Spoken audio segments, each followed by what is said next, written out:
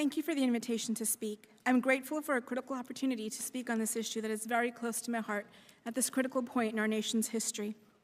I ask that my written testimony be submitted into record. Without objection, so ordered. I appreciate that all of you have taken time today to come here and discuss radical Islam. But just as we evolved from the war on terror to radical Islam, we must really take the next evolutionary leap and realize that we're dealing with a political ideology. We are dealing with a political parasite that is feeding off of a religion, and that religion is already complex by being both peaceful and warmongering.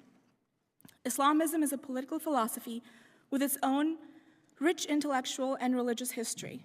Muslim reformers today are a beacon of hope in a challenging time. But we are not an anomaly.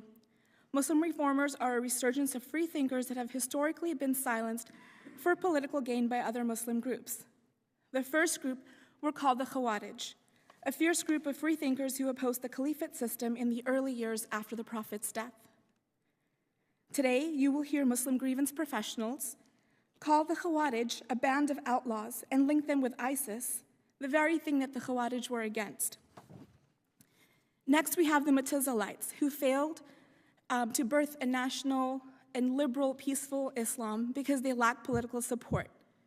And today, we have the Reformers. Political support has and always will be necessary to challenge the system of Islamism, and the monolith it has become in the last century. Today, that system is protected by Muslims who refuse to recognize the challenges we face and the hand that Islamism plays.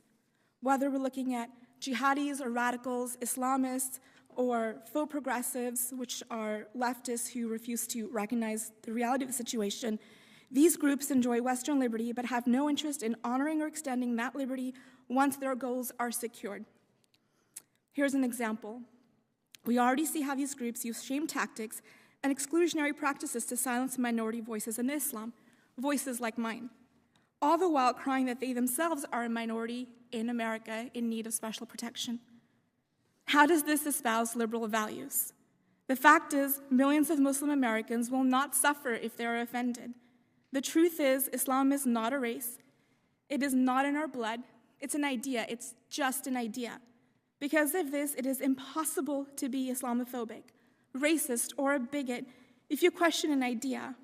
It is not hate speech to speak the truth or to ask necessary questions. And in the fight against Islamism, one of the first steps we need to take is to cut the reins on language and allow this country to have a real shot at winning this by having free and open conversations, just like we expect free and open elections. In that vein, the first point of any litmus test today is seeing which one of us is asking a question and which one of us is saying a question doesn't need to be asked.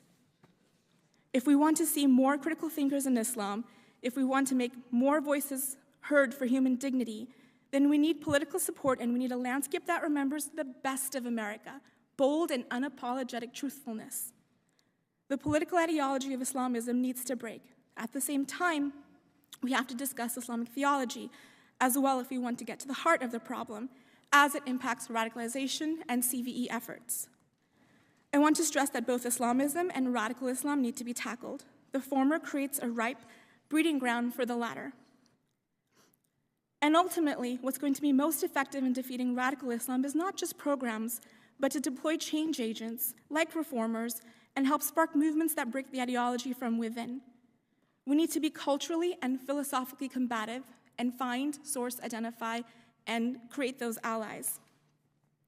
The CVE program is like a math problem that asks you to answer what 2 + 2 equals, and then asks you to use the alphabet to form an answer. It's impossible. It doesn't work that way.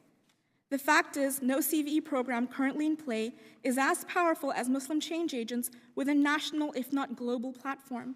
That's how you win this. Thank you for your time.